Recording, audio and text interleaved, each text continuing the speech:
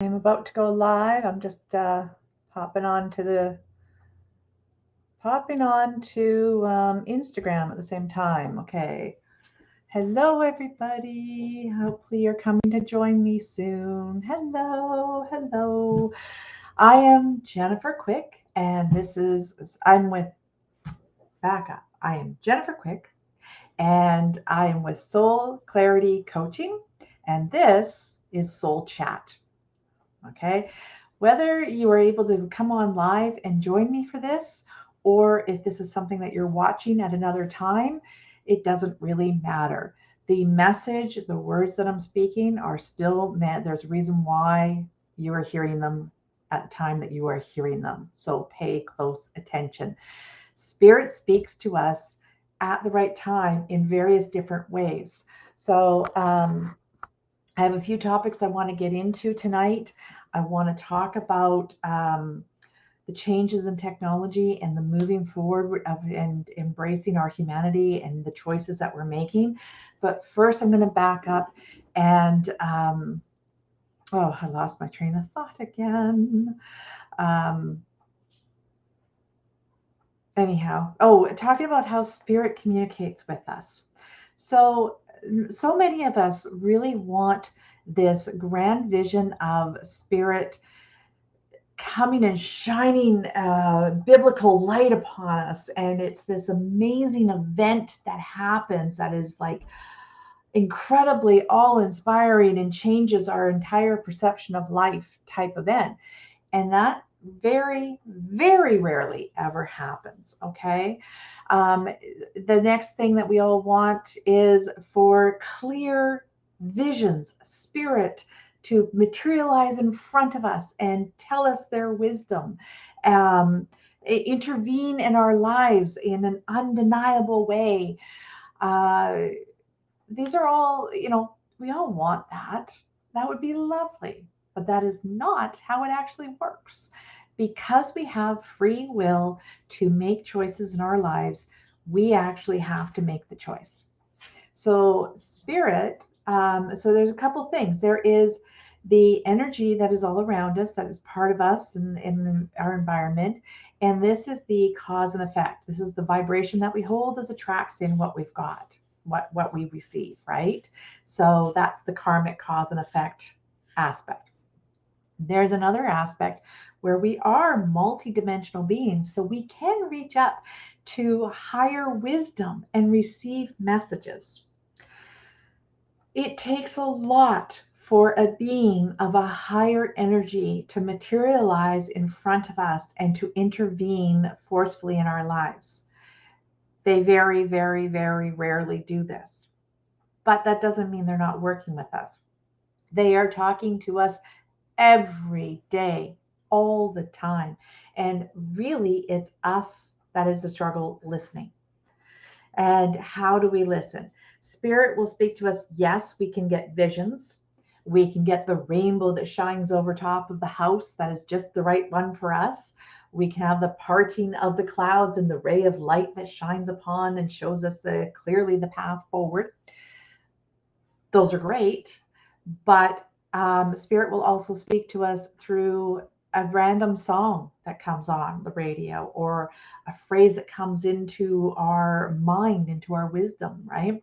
Um, we can be walking past a conversation on the street and just hit a particular stream of words that evokes something within us.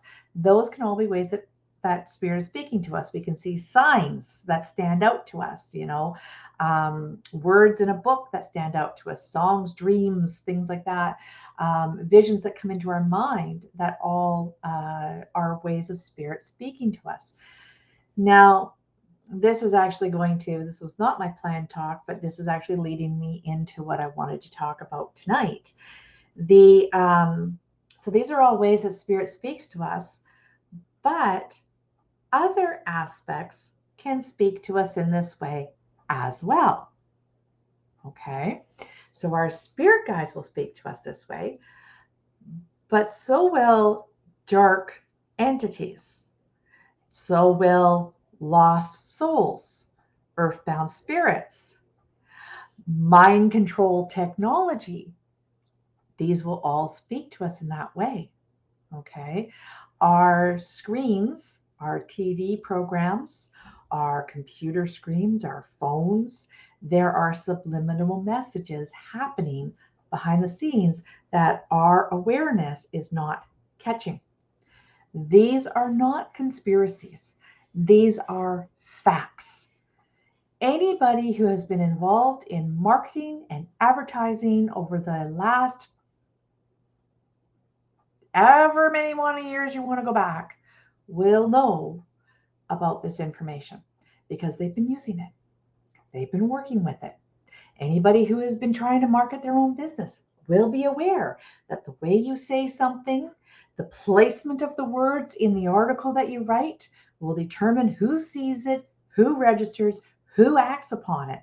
This has all been analyzed, and I can guarantee you, if that knowledge and wisdom is available to the average person who's trying to advertise their little tiny business in the middle of nowhere to 5 people that live in their town, if that information is available to them, you better believe that far bigger and wiser and deeper, more controlling, more powerful methods are available to those who are working with the technology and developing it. So this is an absolute that this is happening. This is not a conspiracy. This is happening. Now, my own self, I can tell you one of the things that really has become awareness to me because I live in the country and I drive into a city fairly regularly to visit friends, to go work and see clients and things like that. I will go into a bigger city. So I'm talking, I go from like what I think maybe 50,000 people to I don't know how many, but hundreds of thousands of people. So big difference, right? 50,000, hundreds and hundreds of thousands, if not a million, probably a million, maybe more. I don't know. I should have looked up the population. But anyhow, that's the difference. I go from farmland into condensed high rises. All right. This is where I'm going. When you're in farmland, you're more connected to nature. You're dealing with more rustic circumstances, and you don't have the technological influences like you do in the city. That's the conveniences of the city. All right. But now I will tell you that as I drive from the country to the city, I notice the different waves of thought that pass through the areas. So there will be a way that people in general will think and behave differently. Okay, that's pretty well known, right? Country people behave and think differently than city people. That's well known. But it'll go beyond that. It'll be particular trains of thought will come into my awareness, and I'll be like, that is a strange thought for me to have. It's out of alignment for what I believe. It's out of alignment to how I live my life. And yet the thought will come. And so an example of this is driving into the city. And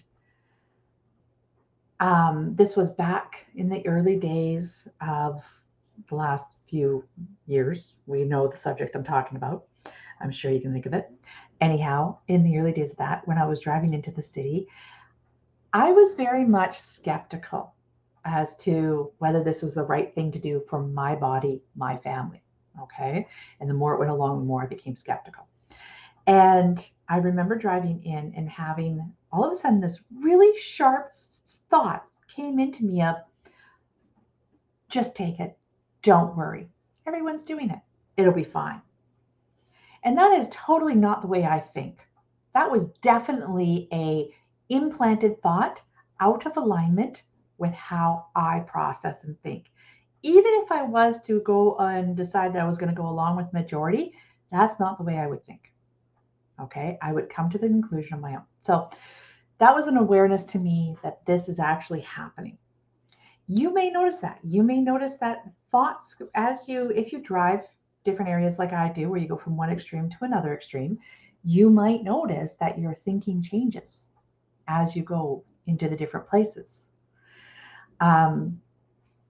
There is a difference too. I've noticed years before the events of recent times, this is quite a few years back, I noticed that when I went shopping in grocery shopping to the grocery store in the morning versus late afternoon versus the evening were all different, right? There was very different crowds, very different thought patterns that were in the environment. I also noticed that when I went shopping on a Friday night versus Seniors Day or Welfare Day or some other promotion, Valentine's Day, there was an overall different thinking that was going on. And we are all, that's collective thinking that's happening, okay? This collective thinking comes from, yes, the individuals. So, like Valentine's Day, we're all thinking Valentine's Day, we have love and romance and everything on our minds. So, yes, as we get into an area that's more condensed, we will notice that our thoughts are more and more in that direction. But it will also be in the advertising. We are influenced by it. It will be in the news articles. It'll be in the TV programming that's going on. It'll be in the articles in the newspaper or on whatever website you read, news source that you read. The words will be placed in such a way that is encouraging you to buy into this romantic day and what you should buy for each other. It's usually targeted around what to buy for each other. Okay. And we know this. I mean, Valentine's Day is an example because it's coming up. And there's always this whole program of buy her the diamonds, buy her the flowers, do something for her. So then women are feeling like, oh, if I don't get something, I'm not loved, right? He doesn't love me unless he buys me something. And this is the programming that comes into you. And men are like, oh God, I have to do this, right? It brings into that. It's not. How about it's just a day to celebrate love in general? How about it's a day just to acknowledge that we love each other, do something kind for each other? It doesn't have to be a purchase. But the advertising and the collective thought will be towards buying because that's what the marketers want you to do. This is a small scale for the bigger scale of what's going on. So being aware of that. There is another tactic. This is going to lead me into more of what I really wanted to talk about. And that is as we are moving into 2023, we're heading towards, well, we're mid-January now and out of Mars retrograde, and we're looking forward. Things are in motion for the year. This is a year of miracles. A lot of people are saying that. It's also the year of choice. This is the year where you are really going to have to look at what your actions are and what choices they are saying to the universe that you're making. All right. So, what does this actually mean?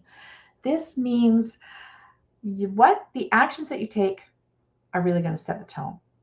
If you're living off of processed food and into a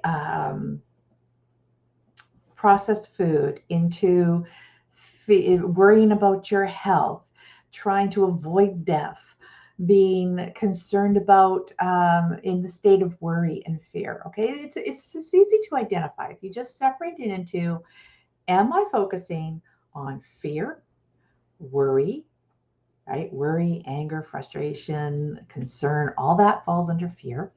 Or am I focused on love?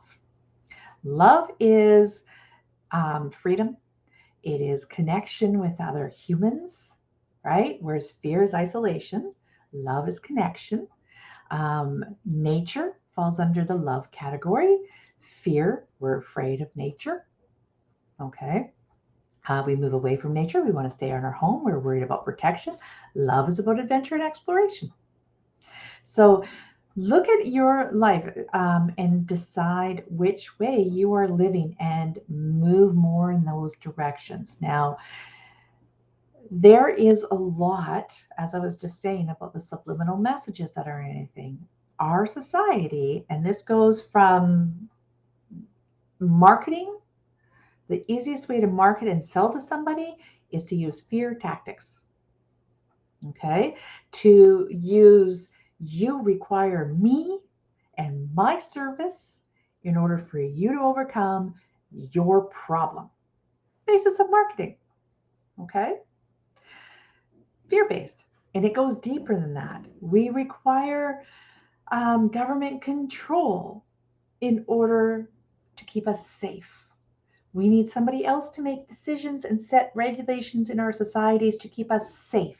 We're very, very much about keeping us safe. We're worried about keeping our children safe. We're worried about safety. It's a safety for your safety. Okay, we live in extremely safe times, right? The world's actually more peaceful and safe than it's ever been, right? Um, so those are fear tactics. And when you are falling into that category, you are releasing control of your life. You're releasing your sovereignty over your life. But when you release towards, when you move up fear and you move towards love and you move into peace, okay, you also move into sovereignty, which is self responsibility. You want that control of your own life to make your own decisions. Your mind also opens up and you think clearer, right? But if you're in fear, your mind actually closes down because the when you're into the fear, and you may not realize this, but when you're under stress, you're under fear, and your actual body is reducing the blood flow that goes to all of your neurons in your brain, and your thinking is reduced.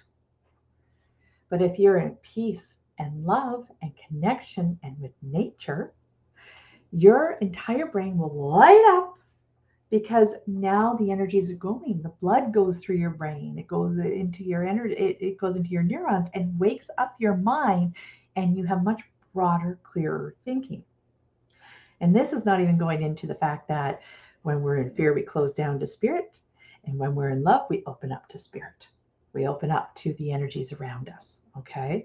So really be aware of whether you're acting out of fear or acting out of love.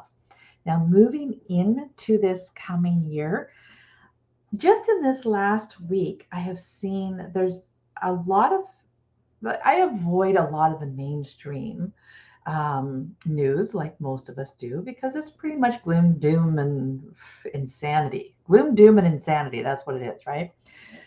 So I tend to go into what I want to hear and what I need to hear and that type of thing. But there, it still gets into your awareness. And so some of the things I have seen in this just this last week has been artificial intelligence and how that has greatly advanced, how it is a threat to taking over. So there's artificial intelligence of itself where it is beginning to think better than a human, faster than a human. It can do problem solving and everything quicker than a human.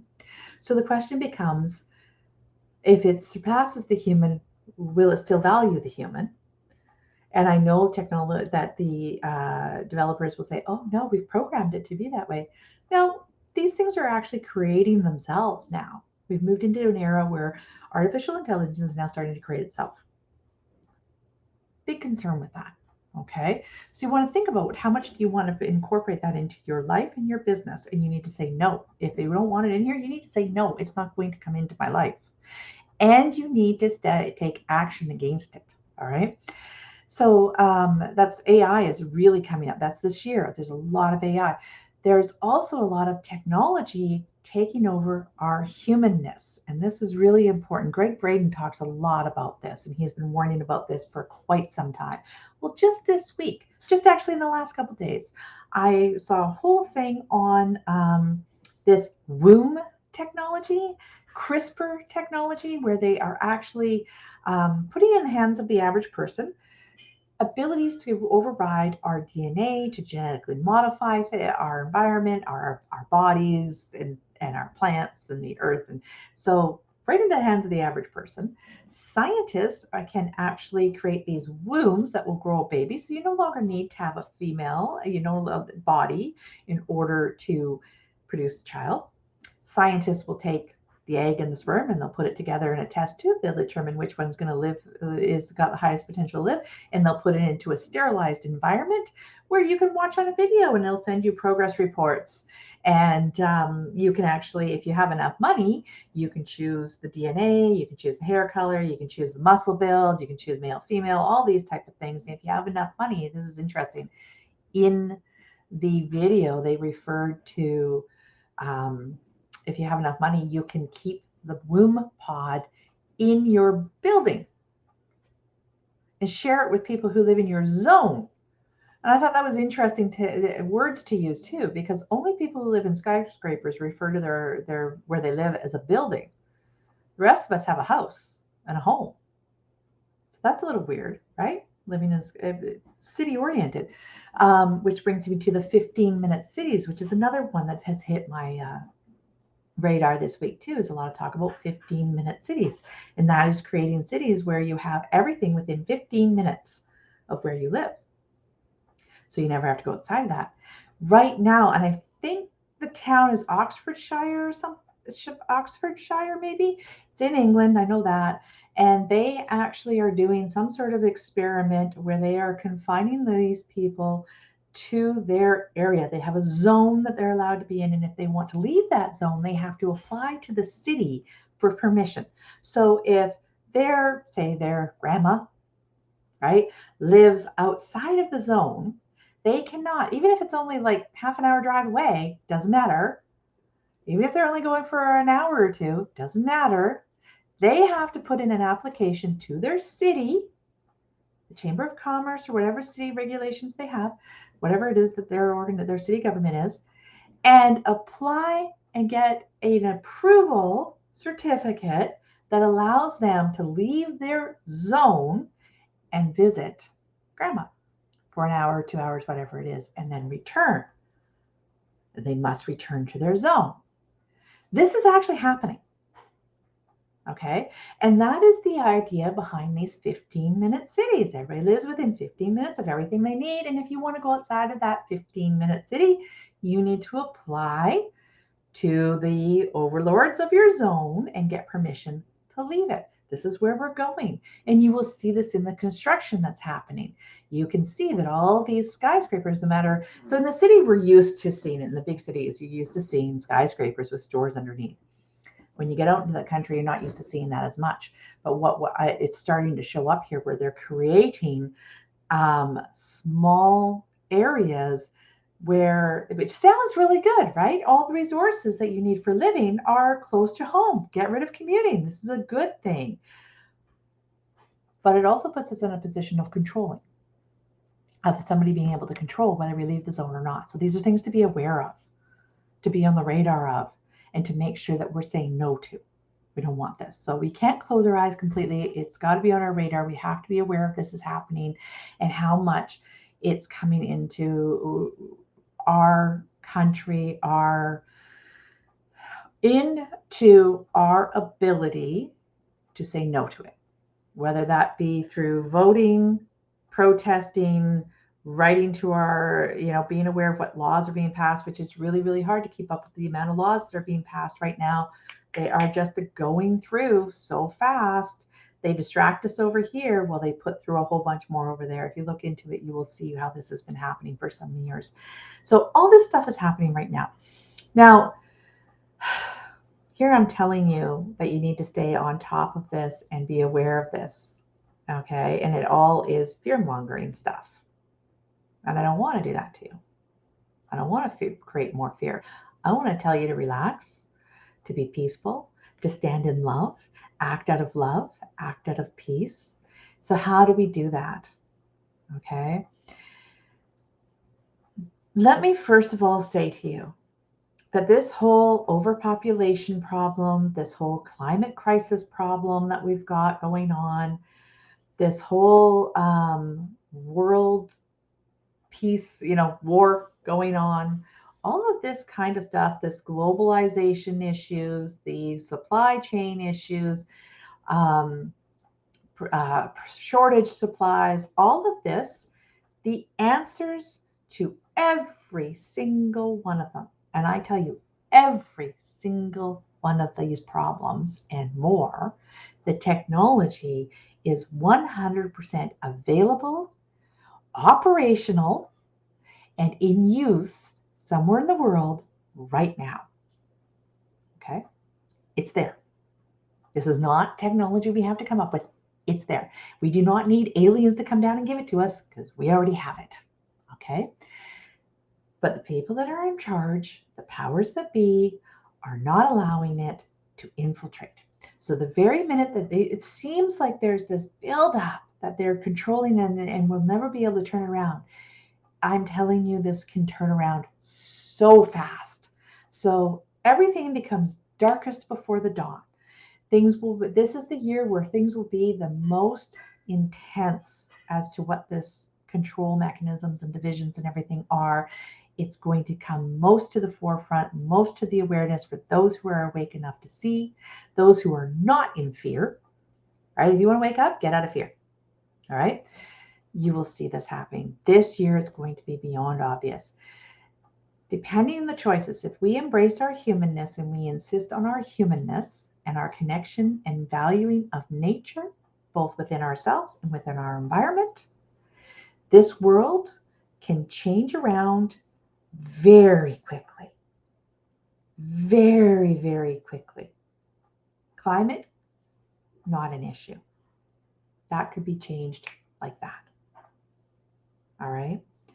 Overpopulation, unable to feed the world.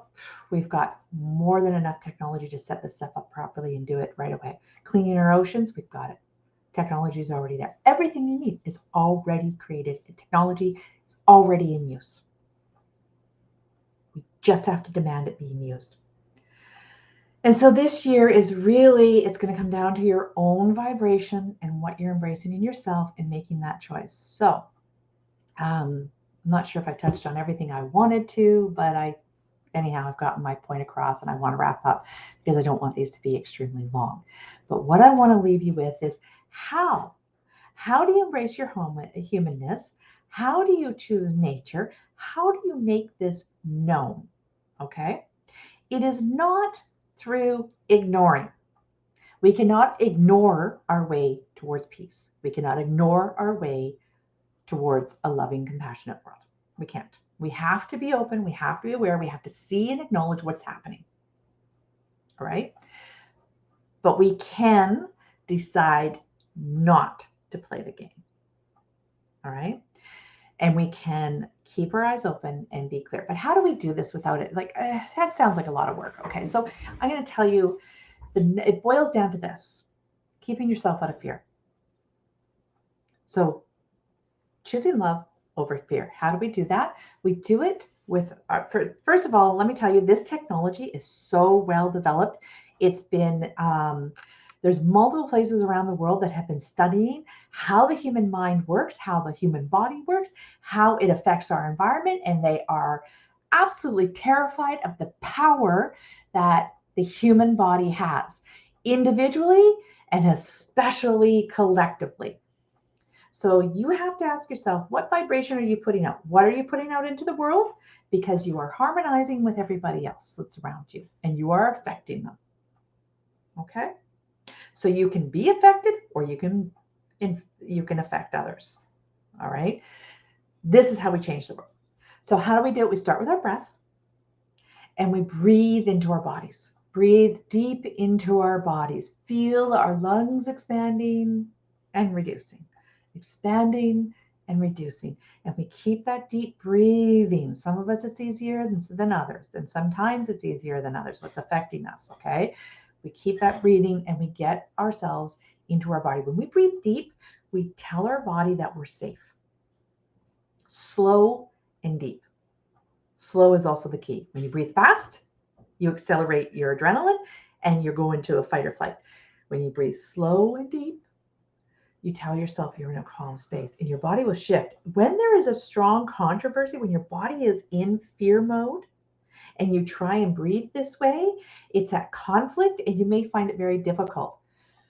Just keep working it and pushing your way through it. It can take 5 to 20 minutes, depending what state you're in, and it can change from day to day. Okay? But breathing will tell your entire body that you're safe, you're calm, and you can relax. All right. That is the first step to getting us calming. The second step is to bring your awareness into the present moment. So being aware of your breath coming in and out of the body, how your skin feels, the breeze of the room. All right. Most people find this if they close their eyes. It is easier to register their body internally. You want to get out of your head and into your body. Okay. You want to get into, as you get into your body and you breathe deep and you move into this calm space, a surreal feeling almost comes over where you feel very much in present moment. And especially if your eyes are closed, I feel this sense of space. I'm just there, here in the moment, in space, just now. There's nothing else but now. That's where you want to get to. When you get to that space, and like I said, it can take 5 to 20 minutes easily, sometimes longer, right? Some days if I've been under a lot of tension, some days I really struggle getting into it at all. But whatever amount you can get into it, it will compound. It'll bring you into it more and more. Like I said, once you get into this state, it will last like 6 hours or more, right? Unless you get shocked out of it. But the more often you bring yourself into the state, the more control you have over yourself, the more you're thinking, your cognitive, your abilities, your body starts to go into self-healing, all of that. So when you get into this calm, present moment space, think of something you love. It can be your dog, it can be your spouse, it can be your children, it can simply be the blades of grass in your yard. I don't really care. It's the feeling of love. It's all about the feeling. Okay. And then that's the vibration that you're giving out. All right. And as you practice, you will get into it, you'll learn how to do it, and it will transform your life. I promise it will totally transform your life. There's a ton of information on this. Bruce Lipton talks about epigenetics, right? That's another big thing. Greg Braden talks a lot about human history and what our bodies are capable. Both Bruce Lipton, Joe Dispenza, and Greg Braden, they're like my favorites that I follow. They talk about what the human body is capable of from a scientific viewpoint. I really love it. I incorporate a lot of their technology, a lot of their knowledge and everything into what I do and what I teach and how I help my clients. I also go into the spiritual realm. So the next, if you get into that and you're having trouble or anything like that, don't hesitate to reach out to divine spirit, to God, to source, whatever you want to call that. It's the very core essence of divine love, and use to shine the light on me, remove all that negative energy, fill me with love. Okay? Ask the divine spirit for it. Now, I'm going to circle back to the beginning of this video because I don't think I quite answered. When you hear spirit speaking to you, spirit will never say negative things to you. They will never tell you to harm anybody. They will never tell you to harm yourself. They will never tell you to destroy anything. It will never tell you that something is bad. It may tell you that this is a better direction for you. It may encourage you in a different way, but it will not ever tell you no. It will never tell you, it will never override your free decision to do whatever you want. All right, so those are some of the flags to have to know whether it's spirit talking to you or something else. Okay. I do have another video on both of these things, both of these techniques of removing negative influence. It's a meditation that's called AM/PM. It's on my YouTube channel. There's also one which is the Sacred Heart, that's the workshop. Sacred Heart Activation is the workshop. I think it might just be Sacred Heart Meditation is on my YouTube channel as well. And that will help you get into the heart brain coherence, which is that heart aspect I was telling you about. So both of those are on my YouTube along with everything else. Please like this video, subscribe to my channel, share this with your friends. Thank you very much for watching and listening to this. And I hope this touched base with you. Leave a comment, let me know. And if I can be of any help, reach out. I love you all. We're all in this together. Bless you. Mwah. Bye.